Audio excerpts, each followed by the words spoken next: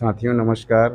आज दिनांक हेमचंद आज दिनांक 8/6/2024 को हेमचंद यादव विश्वविद्यालय दुर्ग द्वारा नोटिफिकेशन जारी किए गए हैं। ये नोटिफिकेशन आपके रिजल्ट के बारे में है, जो कि रिजल्ट है BSc BEd first year second year और फाइनल वालों का है।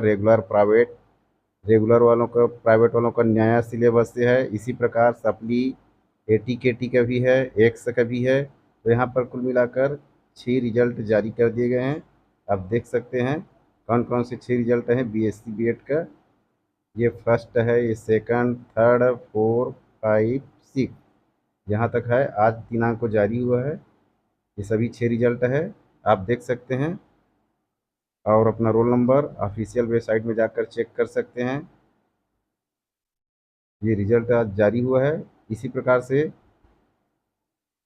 अन्य विषयों के रिजल्ट देखने के लिए मेरे चैनल को लाइक, सब्सक्राइब और शेयर करके रखें। बेल आइकन को दबा के रखें ताकि आप तक सभी विषयों के रिजल्ट की नोटिफिकेशन सही समय पर पहुंच सके।